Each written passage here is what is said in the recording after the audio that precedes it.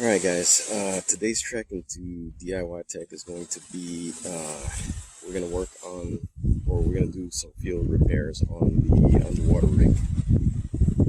So we've got that underwater camera rig that we always bring out to the beach and never catch any footage. Well, I'll show you what we got going on today. So the boss is out there trying to catch some shark teeth, and so while she's out there doing that, the water's pretty choppy. We're gonna change the foam out on the underwater camera rig and see if we can't get some footage underwater without the camera bouncing around.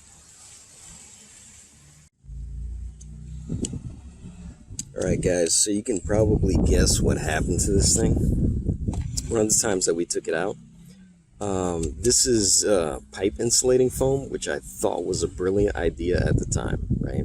Because it fit perfectly on these pipes, the inner diameter did. So I went with that, and wound up happening one time we went really deep, and the water pressure pushed the bubbles out of the foam. And you can, as a matter of fact, if you watch one of the videos, you can hear the bubbles escaping from the foam. It made a gurgling sound, and I originally thought it was the camera case. I thought the camera case had sprung a leak, and I got worried about the camera, and I pulled it up real quick. Yeah, this foam had compressed to like 2/3 of its original size, which did not provide buoyancy anymore. And I have some video of this thing just flopping around because it wound up just going down to the bottom and wound up, you know, right next to the ballast, which was no good, right? Because the purpose of this thing is to adjust the height using this hardware from the ballast. So the ballast goes to the bottom, and the camera goes to a set height, and that didn't happen. So what we're gonna do now is we're gonna go ahead and change that foam out. And yeah, this foam is significantly thicker. I don't know how that's gonna work with the camera sitting in there, but we'll find out. We'll work it out. So anyway, here we go. Alright, just gonna go ahead and cut off this old foam that's not doing anything.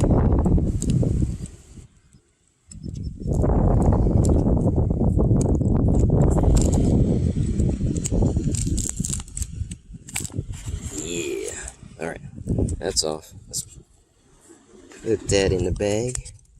Guess we're gonna have to make a slit in this pool noodle foam. Pre-cut it to length, so we didn't have to do it out here. But here we go. I'm gonna make a slit in here. Splitter. We'll slip it on. Brought some tie wraps with me. Let's see if we can get away with just one. Oh no, you're not gonna let me do that, are you? Oh yeah. All right, we're gonna have to use the two tie wrap trick. And so this is what I do when I don't have the appropriate length tie wraps available. I just grab two, put one over here. I guesstimate where the two are going to be meeting halfway, and I just push it down onto there about as much. And there you go, instant long tie wrap. So once you get it cinched down to about that, you can just pull on them both at the same time to get them almost equidistant, like so. Repeat on the other side. We'll speed that up so you don't have to sit through that, maybe. Well, that's good enough. Let's repeat on the other side.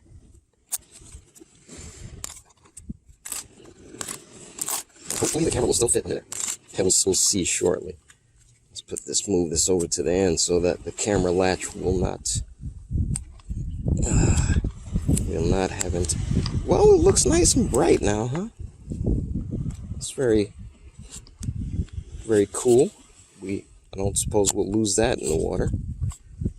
So we got yellow and purple, pinkish purple. Yeah, there it goes. I'll just cut these off.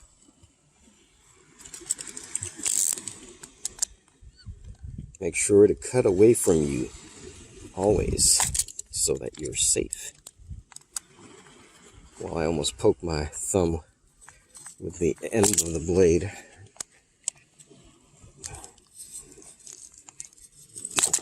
Ooh, that was almost...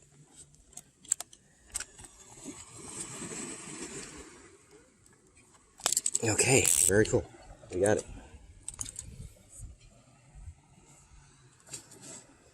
Good deal. All right, remember to always carry your garbage out. So I always bring a garbage bag with me to toss everything into. That way I don't leave anything on the beach that doesn't need to be on the beach.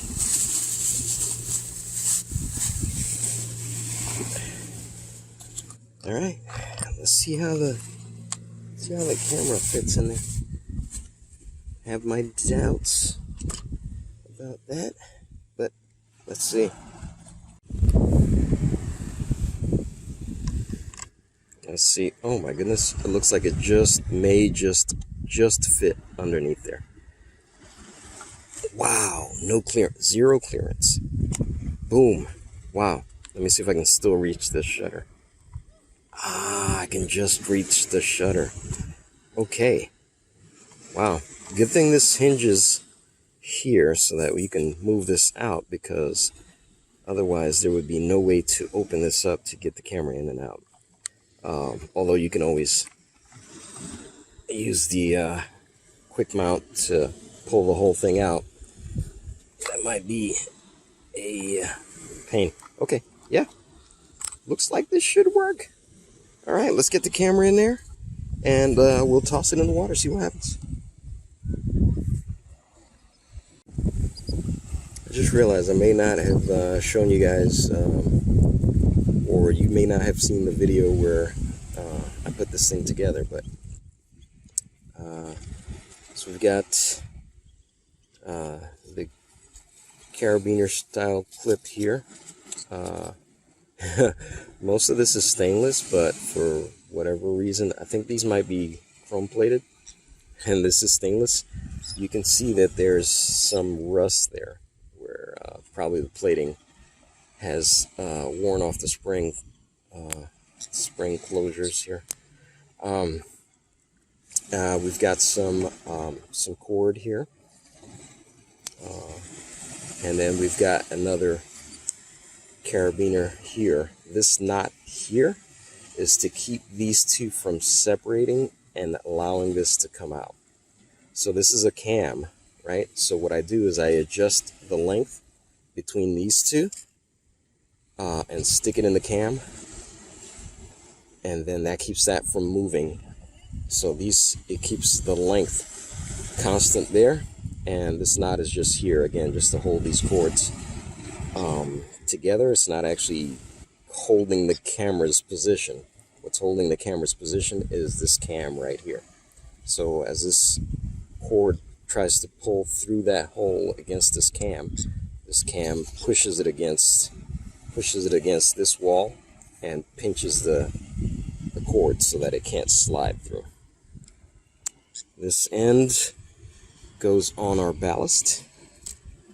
So the reason that is because if the ballast breaks free, or this stainless steel breaks for some reason, it will attempt to slide through this hole, and it will not slide through this hole. So this goes at the bottom of the camera through a rope guide, and that secures the camera.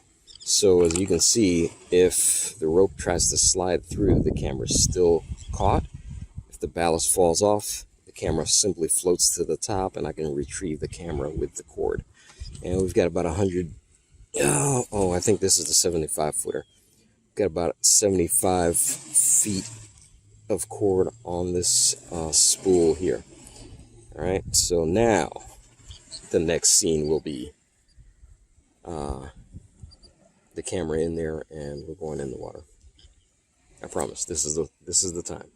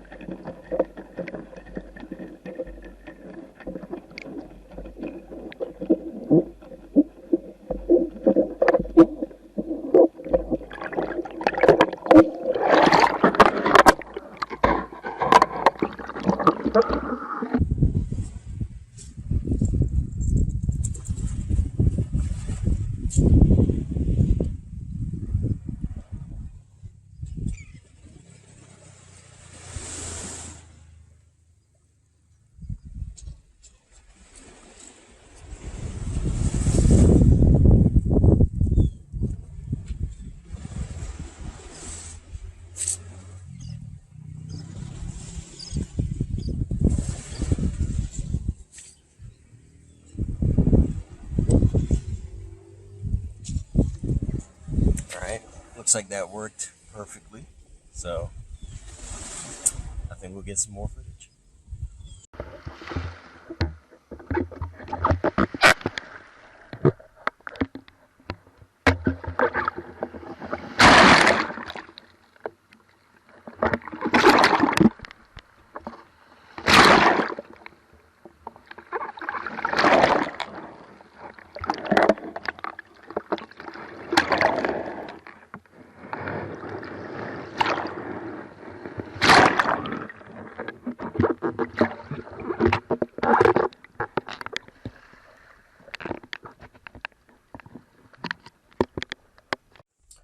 All right. I know. It was kind of murky, so you can really see the fish in there. But the point is, we solved the problem, right? Now we know. Don't use the insulation foam. Use the pool noodle in these devices that need to go underwater. Hope you like that one. I got something out of it. As always, like, subscribe, share, so we can keep these videos going. We're going to, on the website, start providing mini courses, and I'll even be providing some coaching. We'll put a link to that down below in the description, as well as a link to the Patreon where you can just support us. There's going to be some special access, early content, special access. You'll see what it is. All right, we'll see you in the next video.